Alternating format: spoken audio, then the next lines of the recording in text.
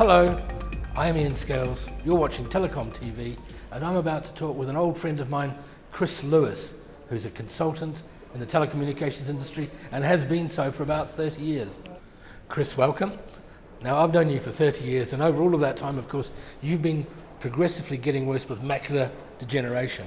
So back in the old days, you had big machines that helped you read the material, right through to today when you've got an iPhone which does all sorts of things that you wouldn't have dreamt you would be able to do back in the 1980s. So we're going to talk a little bit about this. What was it like right back in the 1980s when you were first working as a consultant? And I'd probably even take it further back to, I went to a blind school when I was 11 years old, and there was very little technology available. You know, the only technology was effectively Braille, and I had too much sight in my mind to use Braille.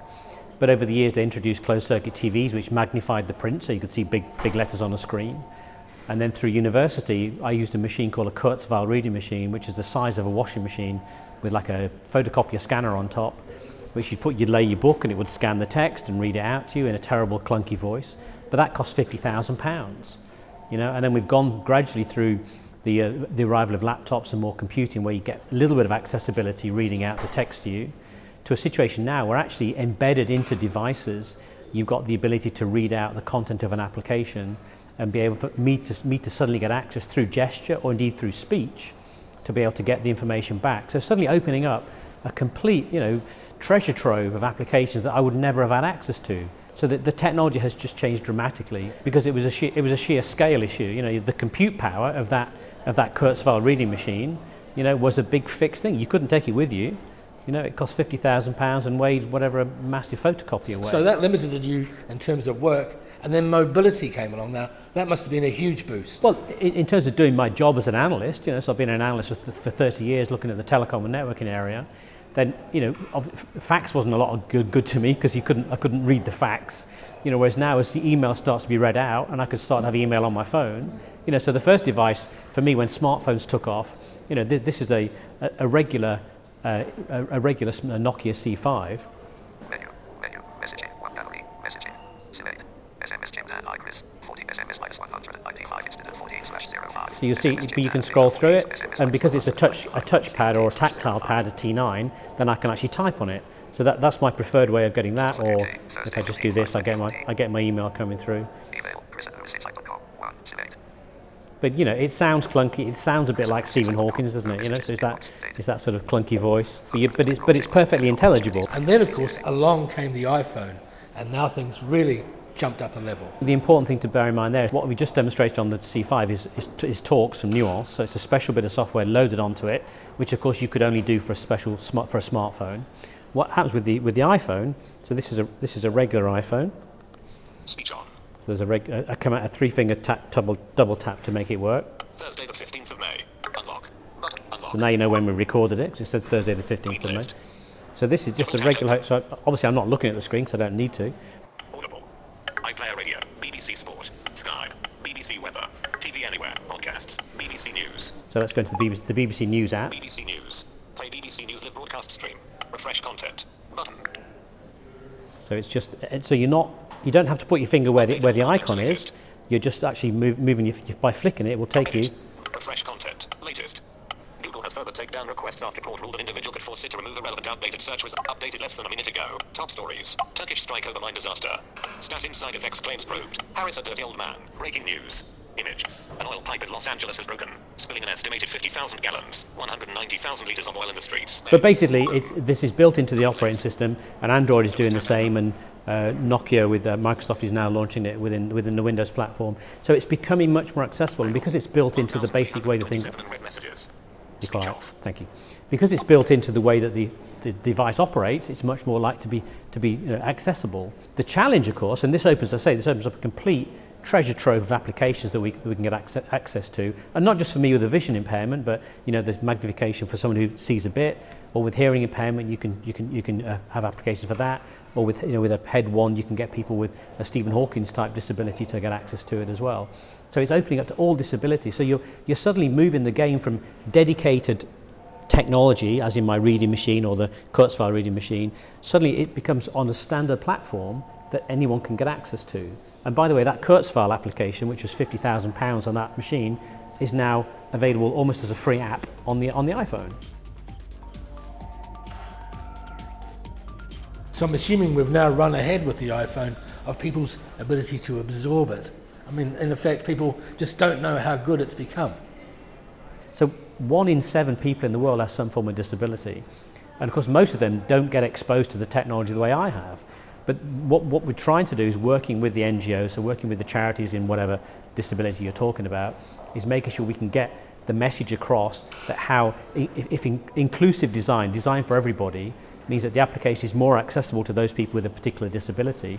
We started this in Barcelona at the Mobile World Congress, and we have an event coming up in London on May 27th where we're trying to get this promotion out to make it a lot more aware to everybody involved. So there's a government issue, there's a health industry issue, there's of course an NGO issue, and there's an awareness issue for the people who are around that 1 billion, because of course it's not just about the 1 billion people, it's about they're all parts of families or parts of businesses. Making them more productive, more functional, will actually mean there'll be less of a burden on society, more inclusive within the workforce, and of course it makes people's lives a lot more fulfilled. So I guess we're finding now that the technologies are much more broadly applicable and that anybody can benefit from using one or some of them. It's very interesting because the one thing that in the technology world, we've been talking about unified communications and collaboration for a long time. And one of the aspects of that was how do you want to consume a message? You might prefer getting an SMS, I might prefer getting an email, or actually making a good old-fashioned phone call. So the technology is there to be able to translate it into whatever means you want to consume it through. And I mean, that is fantastic. But I tell you, the other area of interest, the consumer electronics side, the television manufacturers, they're looking at using speech because many old people, obviously a lot older than you, Ian, who can't see the screen to even run the electronic program guide, so they'll be able to control and have it read back to them in terms of the way that they'll interact with the TV. So you'll start to interact with devices like that. And in fact, there's a great piece of technology called audio description on television, where in between the dialogue, it describes what's happening on the scene. So watching 24 last night, I knew that Jack Bauer was worried when he came into the room because the dialogue told me he was getting, so the description told me he was worried. And that's actually quite an interesting thing. Many TV programs aren't that descriptive in the dialogue anymore, but this is something which is there are governments committed to certain levels of programs being audio described, and it massively improves your enjoyment. And what's coming next? I mean, something like Google Glass must be poised to have a huge impact. The whole wearables, and if you think, we used to think about technology as being about a computer, a mobile device, and a TV. The fact that we will consume content over all those different devices in the future, depending on where we are or what screen size we prefer, of course changes our lives. It changes the way the industry has to deliver stuff as well, of course. But add to that the whole wearables thing, and Google Glass or many of the other glass devices available, where literally you would walk into a room and the glass will pick up who's in the room, tell you who's in the room. If you've got a condition like Asperger's, it would even be in a position to tell you, based on your facial movement, whether the person you're looking at is in a good mood, a bad mood, or whatever, and then fed back to you through either an earphone or a bone induction type earpiece. So suddenly that encapsulates for me the complete change. It's sort of a combination of many of the things that that you on TelecomTV look at all the time. It's a bit of big data because it's data analysis about the facial recognition and what's going on. It's cloud because it's not just all done within the glass. It's going back probably through your smartphone, through your device. It may be going straight through the airwaves to some massive database somewhere telling you what's going on. So it's bringing all of these things together, and it's mobile.